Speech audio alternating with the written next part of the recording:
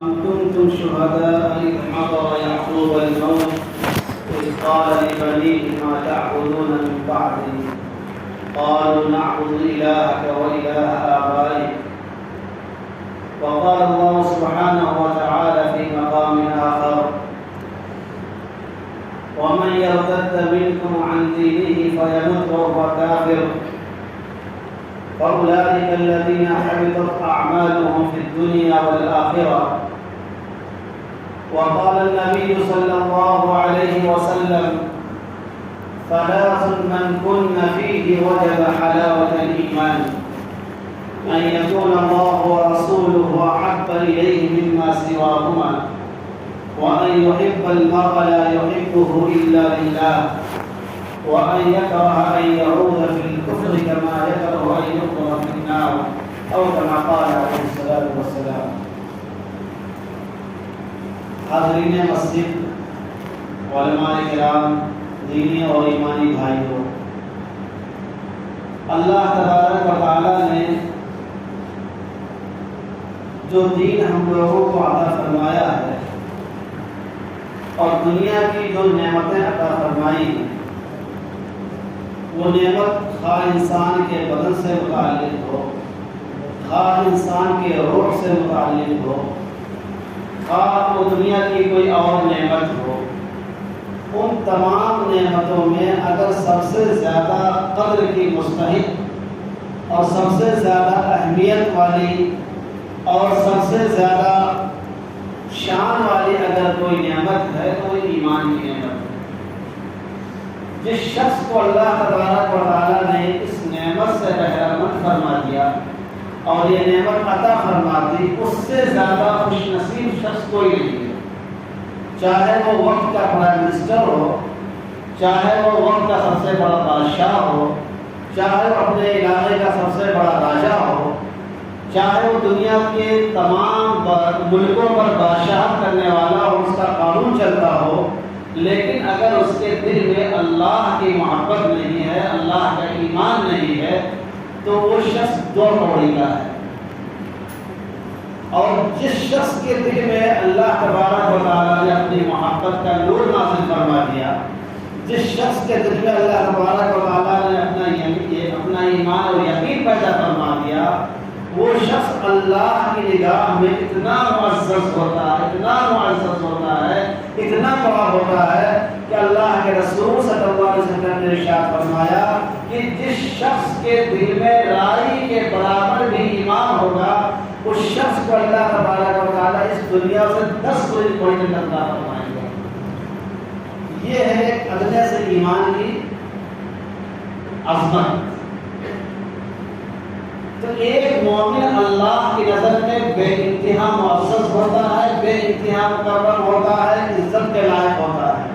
دنیاوی زندگی میں اگرچہ انسان بہت مجبور ہو، اس انسان کے سماج میں کوئی وقت نہ ہو، لوگ اس کو دیکھ کر اس کو اہمیت نہ دیتے ہوں، اس کے لیے کوئی کھڑا نہ ہوتا ہو، اس کے لیے جگہ کوئی خالی نہ کرتا ہو، وہ مالداروں کی نگاہ میں بے عزت سمجھا جاتا ہو، لیکن اس بے عزتی کا کوئی فرق نہیں پڑتا ہے، کیونکہ اس کائنات کو پیدا کرنے والا جو ہے، اس دنیا کو جو بنانے والا ہے، وہ اس سے محبت کرتا ہے،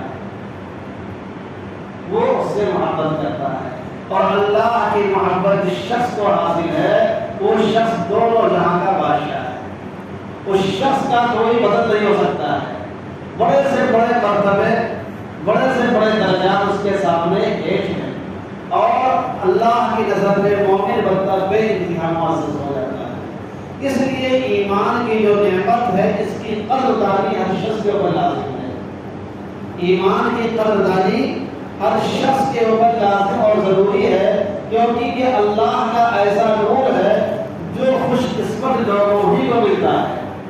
قرآن مجید کی آیت کے اندر یہ بات لکھی ہوئی ہے کہ جس شخص کا انتقال کفر کی حالت میں ہوا، ایمان کی حالت میں انسان دنیا سے نہیں گیا، تو اس شخص کے اعمال دنیا کے اندر بھی ضائع چلے گئے اور قیامت کے اندر بھی اس کے اعمال کے کام آنے والے نہیں۔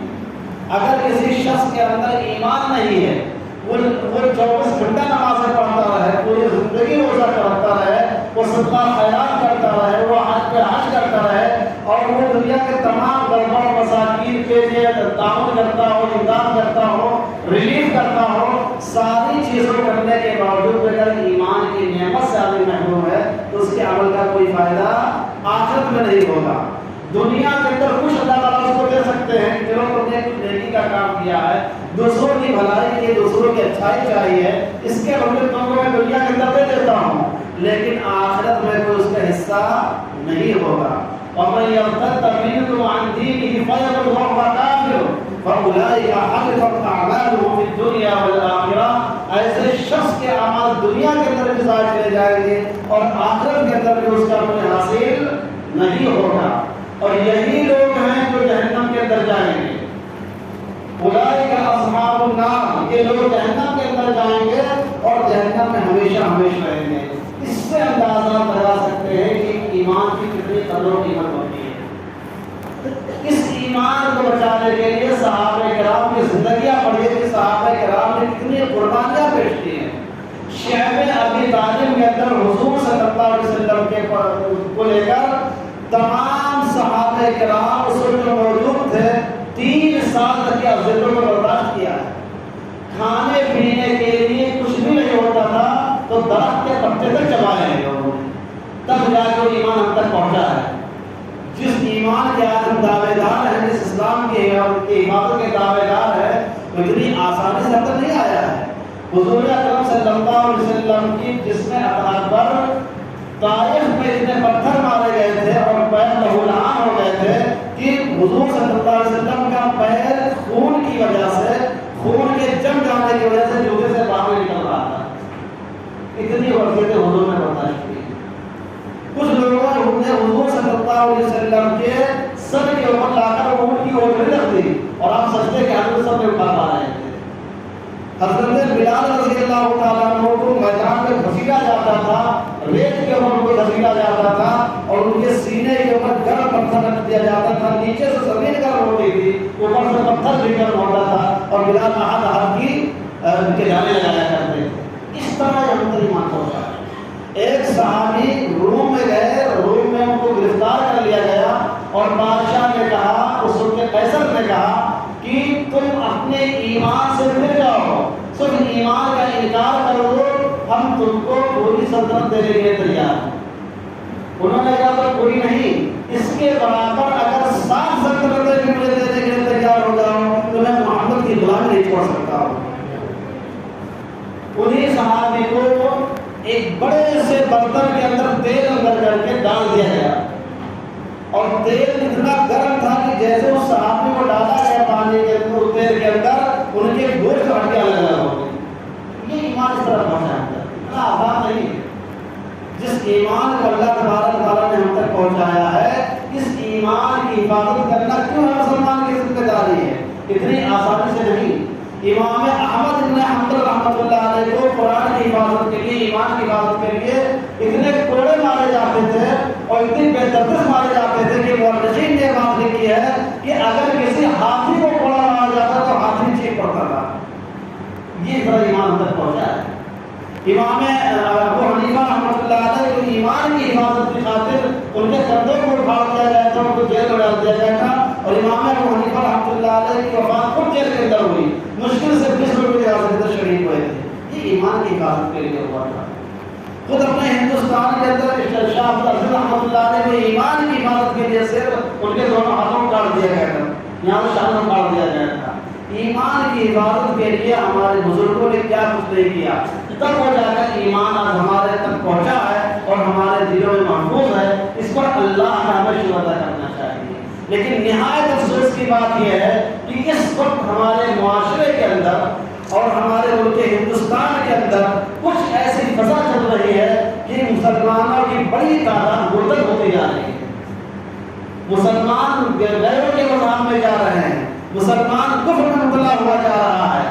ہم مسلمانوں نے اگر اس موقع پر اپنے معاشرے کی فکر نہیں کی، اپنی لڑکیوں کی فکر نہیں کی، اپنے لڑکوں کی فکر نہیں کی، جوانوں کی فکر نہیں کی، تو وہ وقت قریب ہے کہ جب ہمارے بال بچے اور ہماری نوجوان نسل اپنے اس ایمان سے ہاتھ دھو بیٹھے گی جس کے بارے میں نہیں بتایا گا، جو محبت کے ساتھ اتنی محنت کے ساتھ ہم تک پہنچا ہے اور جس کے پیچھے ہزاروں نہیں لاکھوں لوگوں کی قربانیاں ہیں. آپ ہندوستان کے کسی بھی شہر کے اندر چلے جائیے آپ کو شہیدوں کے مزار مل جائیں گے.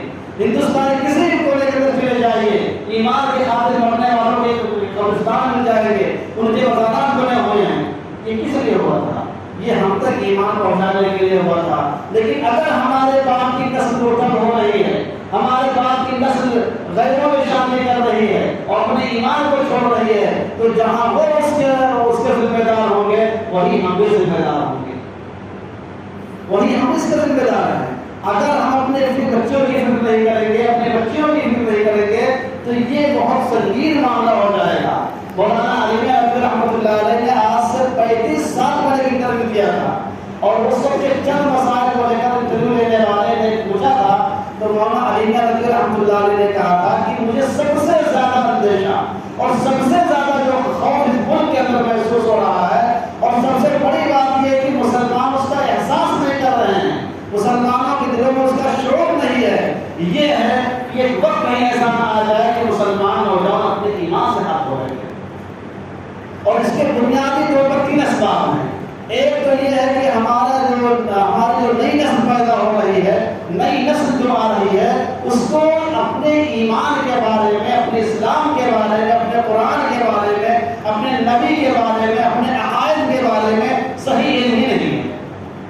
لڑکا بچہ پیدا ہوتا ہے, آپ 2 سال کا ہوتا ہے, آپ اس کو ہوٹل میں لگا دے رہا ہے, آپ نے اس کو باہر کمانے کے لیے بھیج رہا ہے, آپ نے سلائی مشین میں بیٹھا رہا ہے, اس کو ڈائٹ میں صحیح میں لگا دیا جاتا ہے.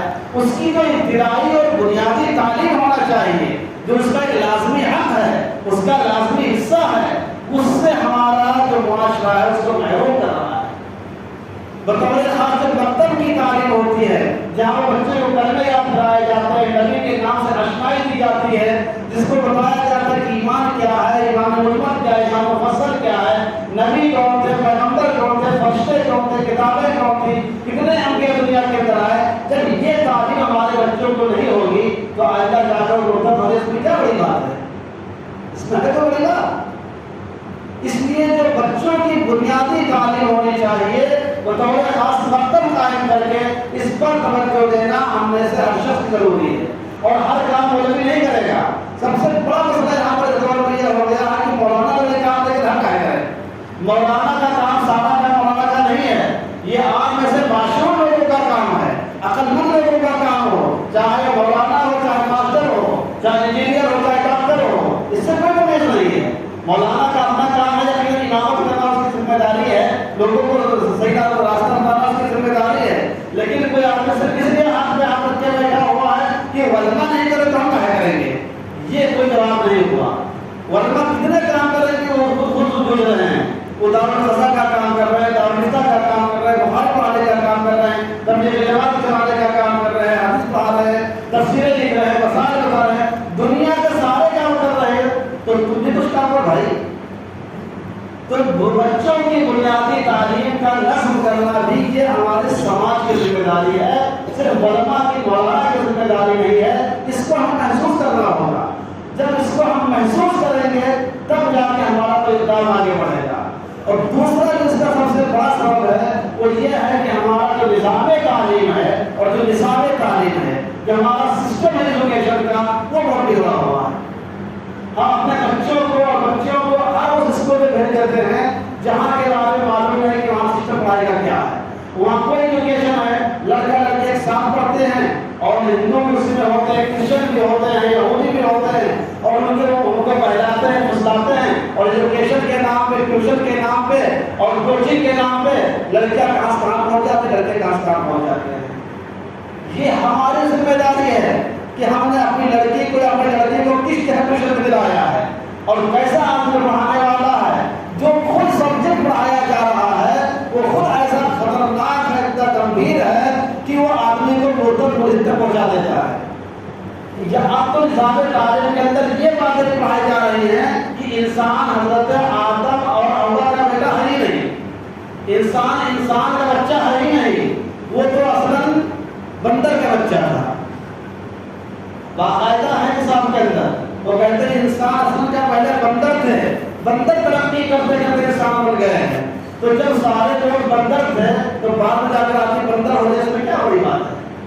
ہمارا عقیدہ یہ ہے قرآن میں بتاتا ہے کہ سارے لوگ آدم اور حوا کے اولاد ہیں، لیکن جب نصاب تعلیم ہمارے ہندوستان کے تو اس کے اندر بات موجود ہے. آپ کسی بھی ہائی اسکول کے بی اے کے اور ایم اے کے بچے سے پوچھ لیجیے، بتائے گا آپ کو کہ ڈارون نام کا ایک شخص گزرا ہے. ڈارونزم جو ہے، ڈارون کا نظریہ ہے وہ یہی ہے کہ انسان اصل میں انسان نہیں تھے، انسان بہت دنوں کے بعد ہوا ہے. پہلے انسان بندر تھا، تو جب پہلے بندر تھا بعد بندر ہو گیا، انسان سے ہو بیٹھتا ہے. تو اس طریقے سے ہمارا نصاب تعلیم ہے. اس لیے بہرحال جہاں تک ہو سکتا ہو اپنے بچوں کو ایسے اسکول میں داخل کیجیے جو مسلمانوں کی اسلامی طرز پر چلنے والے ہوں، جہاں مردے کا انتظام ہوتا ہو، جہاں پر الگ الگ پڑھائی ہوتی ہو، الگ الگ جانے کے راستے ہوں، الگ الگ آنے کے راستے ہوں. اور اگر ایسا نہیں ہے تو یہ بھی ہماری ذمہ داری ہے. صرف مدرسہ کھولنا، مکتب کھولنا، مسجد نہیں بنوا دینا، مسجد کی چھت ڈلوا دینا یہی نیکی کا کام نہیں ہے. بار بار حج کرنا، بار بار عمرہ کرنا یہی نیکی کا کام نہیں ہے. اس دور کی بہت بڑی ضرورت یہ بھی ہے کہ ایسے اسکول اور کالج قائم کیے جائیں جہاں ہمارے بچے اسلامی طرز پر، اسلامی طریقے پر اپنی عفت و پاکدامنی کے ساتھ، اپنے برقعے اور پردے کے ساتھ مکمل اور صحیح تعلیم حاصل کر سکے. یہ امت کی ذمہ داری ہے، یہ امت کی ذمہ داری ہے. آدمی اس زمانے میں صرف مسجد کے اندر پیسہ خرچ کرنے کو ثواب سمجھتا ہے، چٹائی دینے کو ثواب سمجھتا ہے، قرآن پاک کو رکھنے کو ثواب سمجھ رہا ہے، امام کو تہجد دینے کو ثواب سمجھ رہا ہے، بڑے بڑے پروگرام کرانے کو ثواب سمجھ رہا ہے، بڑے بڑے جلسے ہوتے ہیں. لیکن اس سے جو اتنا پیسہ بچا کے تو اچھا اسکول قائم کر دو جہاں لڑکیوں کے لیے پردے کے ساتھ پڑھانے والی عورتیں بھی آئیں اور لڑکے ہمارے. یہ دنیاوی کام ہے، یہ دنیاوی کام نہیں ہے، یہ وقت کی ضرورت ہے. اور جو چیز بھی وقت کی ضرورت ہے اس سے وقت نہیں بڑھتی جا سکتی ہے. جو شخص وقت کے تقاضے سے وقت بڑھ دے گا وہ قوم کبھی کامیاب نہیں ہوگی، وہ شخص کبھی کامیاب نہیں ہوگا، وہ ملک کبھی کامیاب نہیں ہوگا. ہر زمانے کے تقاضے ہوتے ہیں، ہر دور کے تقاضے ہوتے ہیں، ان کو سمجھنا ہر انسان کے لیے ضروری ہے. اور ایک تیسرا جو سبب بنیادی طور پر ہے جس سے لوگ مرتد ہو رہے ہیں اس میں غریبی کا دخل ہے. جو غریب علاقے ہیں، جو گاؤں کے علاقے ہیں، جو پہاڑوں کی آبادیاں ہیں، جو جنگل سے قریب آبادیاں ہیں، وہاں پر باقاعدہ عیسائی مشنریاں کام کرتی ہیں، وہاں ہندوؤں کی مشنریاں کام کرتی ہیں، یہودیوں کی مشنریاں کام کرتی ہیں. وہ ان کو باضابطہ پیسے دے دے کے، گفٹ دے دے کر کے اور ان کی کھانے کی سہولت دے کر کے، مکانات کی تعمیر کرا کر کے اپنا بنا رہے ہیں ان کو، اور اس طریقے سے ان کو ایمان سے ہاتھ دھونے پر مجبور کر رہے ہیں. اور اس نے اس کو بیچنے کے لیے تیار ہو جاتا ہے، اس کے پاس بچے کا پیٹ بھرنے کے لیے پیسہ نہیں ہے، اس کے پاس اپنے پیٹ بھرنے کا پیسہ نہیں ہے، تو عیسائیوں کا پیسہ ان کو ملتا ہے، یہودیوں کو پیسہ ملتا ہے. حتیٰ کہ شکیلی فرقہ جو آیا ہوا ہے، قادیانی فرقہ جو آیا ہوا ہے، قادیانی خود بہت سے لوگوں کو، لاکھوں لوگوں کو قادیانی بنا چکے ہیں. قادیانی سمجھتے ہیں؟ مرزا غلام احمد قادیانی نام ایک شخص گزرا تھا، اس نے یہ کہا تھا کہ محمد کے بعد میں بھی نبی ہوں. ہم لوگوں کا عقیدہ یہ ہے کہ حضور صلی اللہ علیہ وسلم پر نبوت ختم ہو گئی. وہ کہتا ہے ہم بھی نبی ہیں، حضور کے بعد میں نبی بن کے آیا ہوں، اپنی نبوت بنواتا ہے. اور ایسے لوگ لاکھوں ہیں جنہوں نے اس کو نبی مان لیا صرف پیسے کی بنیاد پر. ان علاقوں پر ہم لوگ پہنچ نہیں پاتے ہیں. ہمارے ٹرسٹ جو ٹرسٹ ہو، سوسائٹی جو ہو، ہماری جو تنظیمیں ہوں، ان کو اس پر بھی دھیان دینا کہ وہ کون سے غریب علاقے ہیں، وہ کون سے مجبور علاقے ہیں جہاں پر غیر پہنچ رہے ہیں، اپنی تبلیغ کر رہے ہیں، مسلمانوں کو ان کے ایمان حاصل کرنے پر مجبور کر رہے ہیں اور اپنا مذہب چھوڑ رہے ہیں. ان علاقوں میں جانا، ان سے ملاقات کرنا، ان کے دوا علاج کا انتظام کرنا، ان کے مکانات کا انتظام کرنا، ان کے تعلیم کا انتظام کرنا، یہ بھی ہماری ذمہ داری ہے. صرف یہ کہہ دینا کہ ہمارے اندر آیا ہوا کتنے لوگ مرتد ہو گئے، لڑکیاں مرتد ہو گئی، ان لڑکیوں نے شادی کر لیا، ہندوؤں سے وہاں بھاگ گئی، اس سے کام نہیں چلتا ہے. آپ کو معاشرے کا جائزہ لینا ہوگا کہ اس کے اسباب کیا ہے، اس کا طریقہ کار کیا ہے.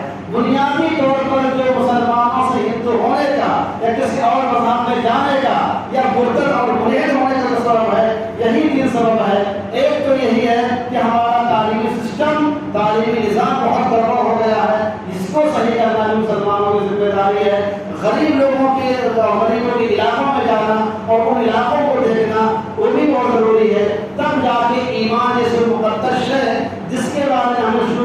بتائی ہے وہ محفوظ رہ پائے گی. اور ایمان مسلمانوں کا بچانا یہ بھی ہماری ذمہ داری ہے. اس لیے کہ ہمارے فقہاء نے بات لکھی ہے کہ جس چیز کا جو ذریعہ ہوتا ہے وہ ذریعہ بھی واجب ہوتا ہے. مثلا نماز پڑھنے کے لیے ذریعہ وضو ہے. وضو کے بغیر کسی کی نماز ہوتی ہے؟ وضو کے بغیر کسی کی نماز نہیں ہوتی ہے. تو وضو کرنا ضروری ہے کہ ضروری ہے؟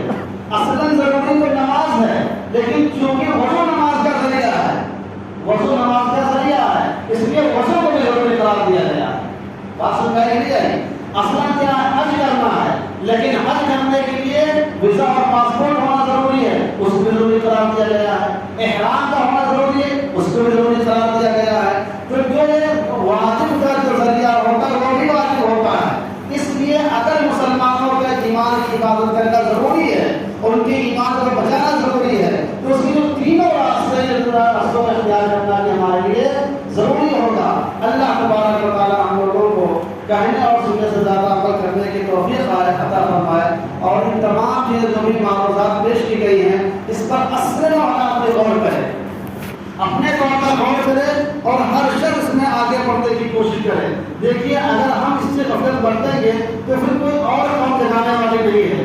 ایک وقت آتا ہے کہ اللہ تبارک و تعالیٰ پوری قوم ہی کو تبدیل کر دیتے ہیں. ہم کو اس پر نافذ کر دیں گے، دوسرا دن آ جائے گا. ہے ایون شکایتار کے افسانے سے پاسباں مل کے کعبے کو صنم کھانے سے. تو ہم اگر کام نہیں کریں گے اللہ تعالیٰ ہم کو ختم کریں گے، دوسرے کو لے کر آئیں گے، اس سے کام دے گا. یستبدل قوما غیرکم، تمہارے علاوہ دوسری قوم آئے گی. انہیں چند باتوں کے ساتھ